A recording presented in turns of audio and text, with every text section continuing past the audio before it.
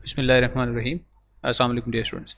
10th class का next paper physics का है। इससे पहले एक वीडियो में बना चुका हूँ पूरी बुक के जो आपके एमसीक्यूज़ थे उनके ऊपर। तो अभी एमसीक्यूज़ के ऊपर ही थोड़ा सा और वर्क करते हैं कि जो आपके फेडरल बोर्ड के पास कुछ 2-3 साल के पेपर्स हैं उनमें एमसीक्यूज़ कौन से आए हैं, तो इस वीडियो में उनका सोल्यूशन देखते हैं। और सिर्फ एमसीक्यू को की बताना मकसद नहीं होता, वो तो वरना वैसे की पोस्ट कर देता यहाँ पे कि ये पिछले पास इतने साल के पेपर के जो क्वेश्चन इनकी ये की है। असल में समझाना मकसद टॉपिक ही होता है। तो इस वीडियो में थोड़ा साथ साथ समझाऊंगा भी और साथ साथ सोल्यूशन भी बताऊंगा।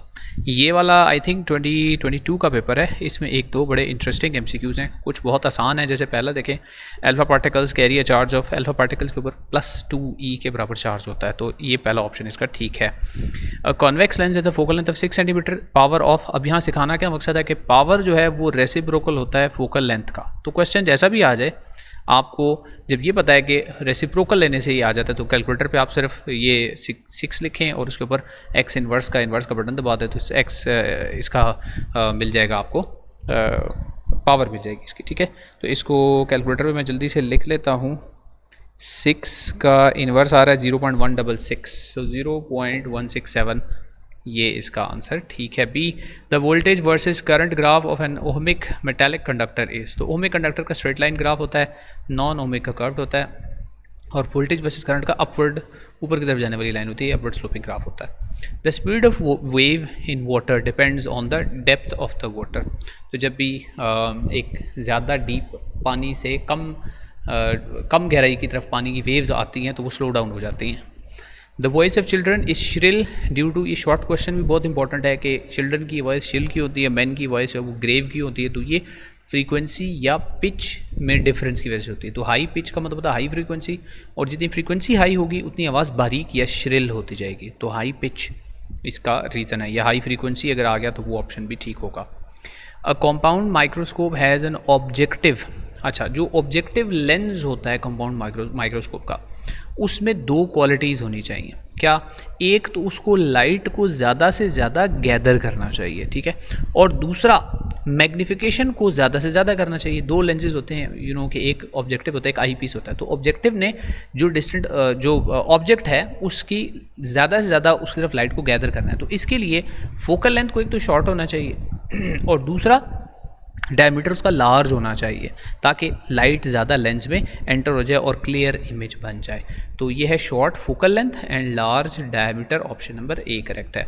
उसके बाद next, a positive test charge of 30 microcoulomb is placed in an electric field, the force is this, find the magnetic electric field at the location. तो इलेक्ट्रिक फील्ड की वैल्यू फाइंड आउट करनी है। इस पर E=F/Q लगा दें, F/Q। तो F की वैल्यू हमें गिवन है 0.60, इसको हम Q से यानी 30 माइक्रोकूलम से डिवाइड कर देंगे, 13 × 10⁻⁶ कर देंगे।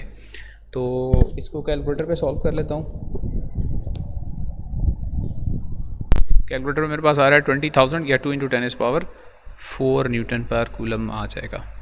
तो बाज़ औक़ात आपको यूनिट्स बता रहे होते हैं कि आपने क्या करना है। न्यूटन पर कूलम का मतलब न्यूटन पर रखना है और कूलम नीचे रखना है। तो ऊपर न्यूटन यानी ऊपर फोर्स रखें, नीचे चार्ज यानी कूलम में चार्ज रख लें।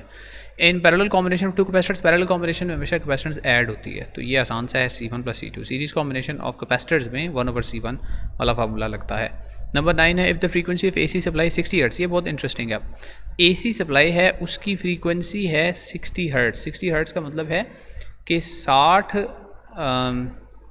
साइकिल्स हैं 1 सेकंड के अंदर, लेकिन डायरेक्शन ऑफ द करंट कितनी दफ़ा चेंज होती है। तो ये याद रख लें कि इन 1 साइकिल करंट जो अपनी डायरेक्शन चेंज करता है 2 टाइम्स चेंज करता है। 2 times current changes its direction, ठीक है। करंट की डायरेक्शन पॉजिटिव से नेगेटिव, नेगेटिव से पॉजिटिव होती है, 2 दफ़ा होती है। तो 60 हर्ट्ज़ का मतलब है 60 साइकिल्स हैं। तो 60 साइकिल्स में टोटल होगी 120। तो इसका ऑप्शन इसलिए ऑप्शन नंबर C होगा। अच्छा जी, उसके बाद है when an pole of a bar magnet is move towards the coil. तो ये लेंज़ेस लॉ से है। तो ये कॉइल है, इसकी तरफ अगर आप एन पोल लेकर जाते हैं तो हमेशा याद रखिए जो सामने पोल है, आप अगर इसको इस तरफ मूव कर रहे हैं तो लेंज़ेस लॉ के अकॉर्डिंगली जो रिजल्टिंग मैग्नेटिक फील्ड बनेगी कॉइल के अंदर, वो अपोज करेगी, इस इनकमिंग मैग्नेट को अपोज करेगी। तो वो जो अपोजिशन है वो किस सूरत में हो सकती है? जब कॉइल का भी सामने पोल बन जाए एन, ताकि ये दोनों एक दूसरे को अपोज करें। तो इसलिए यहाँ पर एन पोल यानी ऑप्शन नंबर इसका बन गया टी, ठीक है। अच्छा जी, नेक्स्ट है जी op 11 the output of the given cell is the same as. अच्छा ये देखना है इस तरह के क्वेश्चन में, ये पहले गेट ये स्टार्टिंग में कौन सा है, देखें एंड के आगे नॉट लगा हुआ है, तो ये गेट है नैंड। अब नैंड के आगे एक और लगाया हुआ है नॉट, तो नैंड के आगे वापस आप नॉट लगा दें ना, तो वो जो नॉट का ऑपरेशन है वो ख़त्म हो जाएगा, तो वो एंड गेट की आउटपुट बन जाएगी। यानी नैंड खुद कैसे बना था, देखें एंड प्लस नॉट से बना था। अब उसके आगे आपने एक और नॉट लगा दिया, तो ये दोनों जो नॉट गेट्स हैं ये अपने एक दूसरे को समझ लें कैंसिल कर देंगे और एंड आपका आउटपुट आ जाएगा। वैसे आप इसका ट्रूथ टेबल बना कर भी चेक कर सकते हैं, एंड ही आएगा। इसी तरह नॉर के आगे नॉट लगा दिया तो वो और गेट बन जाएगा। Sound is stored recorded on audio cassettes on the principle of magnetism की प्रिंसिपल पे होता है। ये इस साल के ख़त्म हो गए, अगले पे चलते हैं जल्दी से। वैसे इस साल में ये नीचे मज़े की बात है, ये सारी हिंट्स वगैरह फार्मूला से दिए हुए थे, इससे तो बहुत आसान हो जाते हैं MCQs आपके। नेक्स्ट 2023 का है, इसमें भी कुछ बहुत आसान MCQs हैं। If the time period of a vibrating body is 20 times 10⁻³ second at frequency, तो फ्रीक्वेंसी और टाइम पीरियड जो है वो एक दूसरे का अगेन रेसिप्रोकल होते हैं, तो आप 20 × 10⁻³ का रेसिप्रोकल करेंगे तो ये 50 हर्ट्ज़ ऑप्शन ए आ जाएगा। Echo is produced by echo reflection of the sound की वजह से होती है। What should be the location of an object to form an erect and virtual image by convex lens? तो convex lens के लिए हमेशा इमेज रियल बनता है एक केस के अलावा। वो कौन सा केस है, अगर फोकल लेंथ से कम डिस्टेंस के ऊपर यानी f और सेंटर ऑफ द लेंस के दरमियान कोई ऑब्जेक्ट रखा तो उसका इमेज उसी साइड पे वर्चुअल इमेज बन जाता है। आखिरी केस है ये। So between f and the optical centre, option number C इसका ठीक है। Electroscope is use to detect charge के लिए, डिटेक्शन के लिए होती है जी। If 3 microfarad and 6 microfarad capacitors are connected in series in a circuit the equivalent capacitance the combination is equal to, तो इक्विवेलेंट जो कैपेसिटेंस है वैसे ज़ुबानी ये है कि जो सबसे दोनों में से छोटा होता है उससे भी कम होती है, लेकिन आप इसको फाइंड आउट भी कर सकते हैं, यानी C 1/CE is equal to 1/C1 + 1/C2 करके इसको सॉल्व भी कर सकते हैं, ठीक है।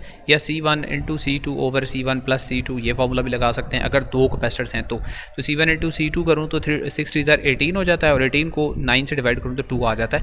ये मैंने बता दिया आपको कि इन दोनों में जो छोटा वाला है उससे भी कम होती है इक्विवेलेंट अगर वो सीरीज़ में लगाती हैं आपने तो, और पैरेलल में ऐड अप होके ज़्यादा हो जाती है। The units of electromotive force EMF is the same units of potential difference which is equivalent to, तो पोटेंशियल डिफरेंस होता है जी V, और जो इलेक्ट्रोमोटिव फोर्स होता है यानी EMF होता है वो उसको हम बोलते हैं एनर्जी पर यूनिट चार्ज होता है। तो एनर्जी का यूनिट जूल्स होता है, तो जूल्स पर कूलम दोनों का यूनिट बनता है। तो उसके बाद है जी 1 kWh इज़ इक्वल टू, तो 3.6 × 10⁻⁶ जूल्स, इसका प्रूफ भी शॉर्ट में इंपॉर्टेंट है। किलो की जगह 1000 लिख देना, वाट आर जो है उसको आपने आगे सॉल्व कर देना है, और 3.6 × 10⁻⁶ जूल्स में कन्वर्जन दिखानी होगी। The function of brushes and split rings in the DC motor is to reverse the direction of the coil, the direction of the current in the coil, sorry. इस पे अगर ये टॉपिक बड़ा interesting topic है तो इसकी detail video मैंने channel पे अपलोड की हुई है, मैं यहाँ एंड स्क्रीन पे लगा दूंगा उसका लिंक, तो वहाँ से वीडियो ज़रूर देख लेना, इंशाल्लाह हेल्पफुल होगी आप लोगों के लिए इस स्पेसिफिक टॉपिक की, DC मोटर की और AC जनरेटर की। उसके बाद the logic operation performed by this gate is, अब ये और गेट है और के आगे नॉट लगा हुआ है तो ये बन जाएगा nor gate. Which of the following is used as data storage device in a computer, तो डेटा स्टोरेज हार्ड डिस्क होती है। CO6027 decays by gamma emission, what will be the atomic number of the total element, तो atomic number पे कोई फ़र्क नहीं पड़ेगा, वो 27 ही रहेगा, जस्ट वो एक्साइटेड से डी एक्साइटेड स्टेट में आ जाएगा न्यूक्लियस। अगर गामा रेडिएशन से मेल्ट होती हैं तो मास पे भी कोई फर्क नहीं पड़ता और एटॉमिक नंबर पे भी कोई फर्क नहीं पड़ता। The refractive index of glass is 1.52, the critical angle, तो क्रिटिकल एंगल के लिए ये नीचे देखिए फार्मूला लिखा हुआ है, n = 1/sin c, तो आपने ऐसे करना है sin c = 1/n, फिर आपने करना है c = साइन इनवर्स कर देना है 1/n का, यानी 1/1.52, और उसका कैलकुलेटर पे कर देना है साइन का इन्वर्स। तो ये मैं कैलकुलेटर पे जल्दी से लिख देता हूँ, साइन इन्वर्स ऑफ 1/1.52 का, तो 41 पॉइंट आ रहा है 1, तो इसलिए ये वाला ऑप्शन इसका ठीक है। बड़े क्लोज हैं इसलिए ध्यान से इसका करना है। ये 23 का भी कंप्लीट हो गया, आसान थे। आगे चलते हैं, ये नेक्स्ट पेपर है आई थिंक 24 का है, ये इसको भी देख लेते हैं। In computer technology process data is called output, process data को आउटपुट बोलते हैं। What happens to the atomic number of a radioactive element when it emits one alpha particle. तो वन अल्फा पार्टिकल जो होता है उसका मास नंबर 4 होता है, चार्ज नंबर या प्रोटॉन नंबर उसका 2 होता है, तो उसका प्रोटॉन नंबर जो है वो पेरेंट न्यूक्लियस का उसमें से 2 माइनस कर देते हैं, तो डिक्रीजेज बाय 2 इसका, ठीक है। If the frequency of a wave is doubled then the time period of the wave will be, तो फ्रीक्वेंसी और टाइम पीरियड एक दूसरे का रेसिप्रोकल होते हैं तो वो हाफ हो जाएगा। The intensity level of faintest Audible sound is 0 dB। Which of the following shows correct relationship among V F and lambda. बहुत आसान है, वी को एफ लेमडा होता है, तो इसको रीअरेंज किया हुआ है subject F equals to V over lambda से, ये इसका ऑप्शन नंबर डी, ठीक है। The focal length of a convex mirror with radius of curvature 10 centimetre, तो focal length radius of curvature का डबल होती है, तो कॉन्वेक्स है, कॉन्वेक्स की नेगेटिव होती है, ये भी देख लेना, तो -10 होती है। एफ इक्वल्स टू नहीं बल्कि रेडियस ऑफ कर्वेचर जो है वो फोकल लेंथ का डबल होता है, तो focal length radius of curvature का हाफ होगी। एक minute, what am I doing, the focal length of convex mirror with radius curvature 10 centimetre, जी बिल्कुल 10 सेंटीमीटर का हाफ करेंगे, सॉरी, तो 10 का हाफ होता है 5, तो 5 में -5 क्योंकि ये कॉन्वेक्स मिरर है, हाँ जी इसकी माइनस होगी बिल्कुल, तो रेडियस कर्वेचर डबल होता है तो फोकल लेंथ उसका हाफ होगी।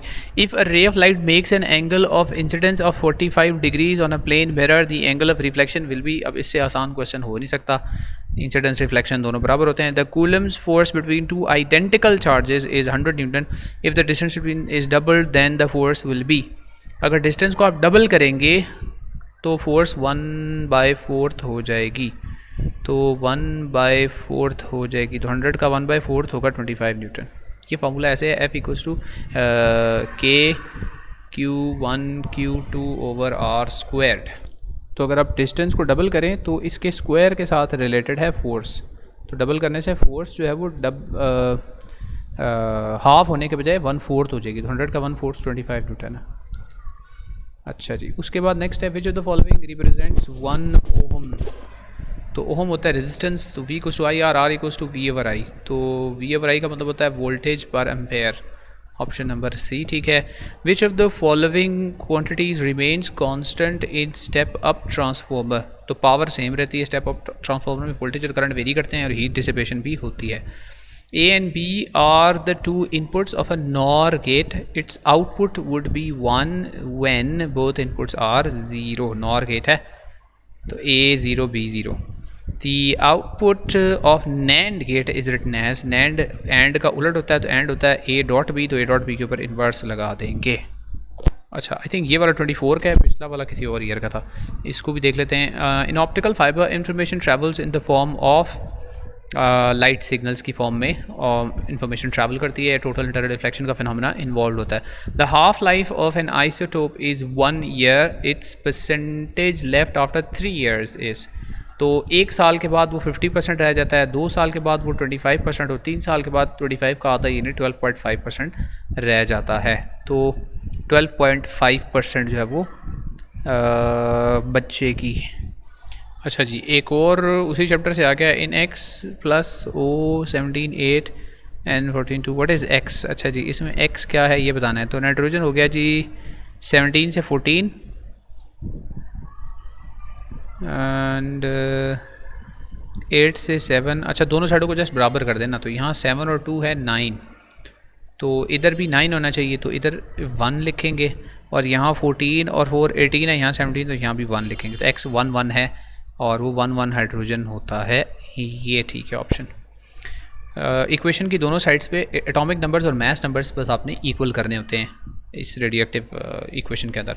इन half hour 180 waves are passing through a point in river, the time period of the wave is, अच्छा टाइम पीरियड क्या होता है, टाइम टेकन बाय 1 वेव, ठीक है, तो आधे घंटे में, हाफ आवर में यानी 30 मिनट्स में, यानी 30 मिनट्स का मतलब है 30 × 30 सेकेंड्स के अंदर, सो इन 30 यानी 180 वेव्स जो हैं वो पास करती हैं 30 × 30 सेकेंड्स में, तो एक वेव जो है वो कितने टाइम में पास होगी, तो 30 × 30 डिवाइड बाय 180 कर देंगे। अच्छा 30 इंटू 30 मैं क्यों करूँ, 30 इंटू 60 होगा। तो 30 इंटू 60 80 180 वेव्स लेनी, तो एक वेव कितना टाइम लेगी, 30 इंटू 60 ओवर 180 कर देंगे। तो 0 कैंसिल, 3 6 18 और 6 10 तो 10 सेकेंड्स इसका आंसर आ गया। टाइम जो एक वेव लेगी वो टाइम पीरियड होता है, और एक सेकंड में जितनी वेव जाएंगी वो फ्रीक्वेंसी होती है, ये भी याद रखना है। अच्छा जी आगे, the sound energy passing per unit area per second is measured in watt per metre square. ये इंटेंसिटी ऑफ द साउंड की डेफिनेशन एक किस्म की होगी। An object is at 60 centimetre from the lens and the image is at 20 centimetre, the magnification is, तो Q over P होती है magnification. तो Q होता है इमेज का डिस्टेंस और P होता है ऑब्जेक्ट का डिस्टेंस। ऑब्जेक्ट 60 है और इमेज 20 है, तो 20 ओवर 60 कर लेंगे, तो 2 ओवर 6 या 1 ओवर 3 इसका ऑप्शन आ जाएगा। Human ear can respond to the intensity of 10 to the power of -12 है, -12 टू 1, ये है जी 1 वाट पर मीटर स्क्वायर से 10 पावर -12 वाट, यानी 10 पावर -12 से 1 वाट पर मीटर स्क्वायर तक रिस्पॉन्ड कर सकता है। Potential difference between 2 points is 20 volts. The work done needed to shift 10 coulombs of charge from the point to the one point to another will be. तो potential difference V equals to होता है Q times VA minus VB, नहीं वो तो energy की equation है। अच्छा नहीं, इस पे तो डायरेक्ट हम V equals to W over Q लगा सकते हैं। पोटेंशियल डिफरेंस V है equals to W over Q है, तो we need to find W। तो W के लिए हम V को Q के साथ मल्टीप्लाई कर देंगे, तो V है 20 और Q है 10, तो 20 टू 10 200 आ जाएगा। ये ऑप्शन हो गया इसका C। Next, how long does it take a current of 50 milli amperes to transfer 10 coulomb of charge. तो I equals to Q over T होता है, एंड इसमें से हमने T फाइंड आउट करना है, तो T equals to Q over I हो जाएगा। तो Q की वैल्यू है 50, नहीं सॉरी Q है 10 और करंट है 50 मिली एम्पेयर्स, तो 50 इंटू 10 पावर -3 वो ऊपर चला जाएगा, 10 पावर +3 कर देता हूँ। इसको सॉल्व कर लेते हैं, 5 और 1000 ओवर 5 कर लेंगे। 1000 ओवर 5 इसका आंसर आएगा। 1000 ओवर 5 200 होता है, तो इसका आंसर 200 होगा। नहीं 1000 ओवर 5 जो है वो कितना आएगा, हाँ 200 ही आएगा। अच्छा जी, determine equivalent for this circuit. Equivalent resistance है इस सर्किट के लिए, तो ये देखें 2 ओम है, 4 ओम है और फिर एक 4 ओम है।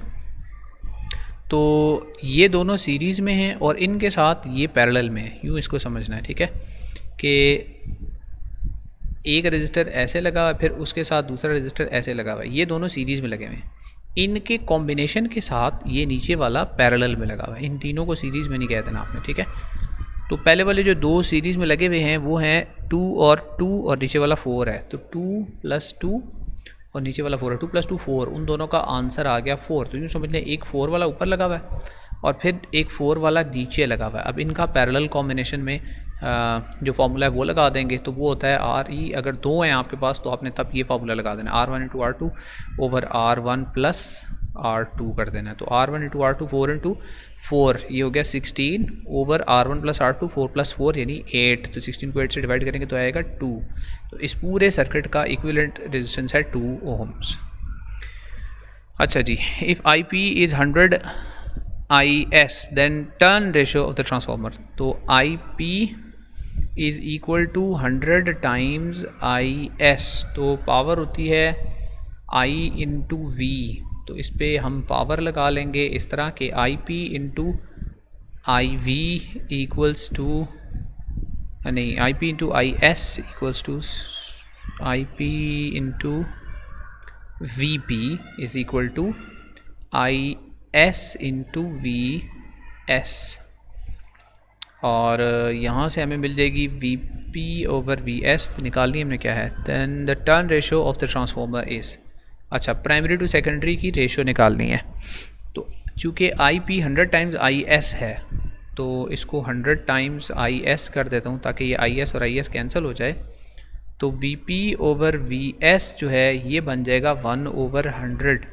तो NP ओवर NS जो है वो इसके इक्वल होता है, इसलिए वो भी 1 ओवर 100 ही बनेगा। वैसे इसको ऐसे भी देख लें कि प्राइमरी का जो करंट है वो ज़्यादा है सेकेंडरी के मुकाबले में, इट्स 100 टाइम्स IS। तो जब करंट ज़्यादा होता है ना तो वोल्टेज जो है ना प्राइमरी की वो उतनी ही कम होगी, यानी VP 100 टाइम्स कम होगी सेकेंडरी के मुकाबले में। तो ये ट्रांसफार्मर कौन सा बनेगा, ये स्टेप अप ट्रांसफार्मर बनेगा। उसके लिए टर्न रेशो ऐसी ही होनी चाहिए, 1:100 होनी चाहिए। The output of a nor gate is 1। तो नॉर गेट की पिछले पेपर में भी आया आई थिंक, तो 0-0 हो तो तब आउटपुट इसकी 1 होती है। तो ये हो गए जी MCQs इन कुछ पास्ट पेपर्स के, मैंने आपको यहाँ पे सॉल्व करवा दिए हैं। तो मैंने अभी आपको बताया था वीडियो के दौरान कि एक इंपॉर्टेंट टॉपिक है DC मोटर का, तो ये आपके सामने स्क्रीन पे वीडियो आ रही है, आप क्लिक करके इस वीडियो को डिटेल से वहाँ देख सकते हैं। इसके अलावा जो NBF की बुक है उसके मैं कॉन्सेप्चुअल क्वेश्चंस इससे पहले बना चुका हूँ, तो कॉन्सेप्चुअल क्वेश्चंस देखने के लिए भी ये दूसरी वीडियो है स्क्रीन पे आपके सामने आ रही है, इस पर क्लिक कर सकते हैं आप।